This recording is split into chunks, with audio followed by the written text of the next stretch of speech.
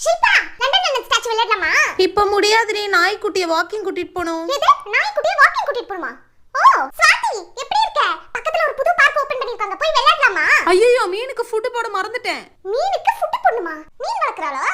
சொல்லவே இல்ல. ஏய் சுபாஷே, என்ன பண்ற?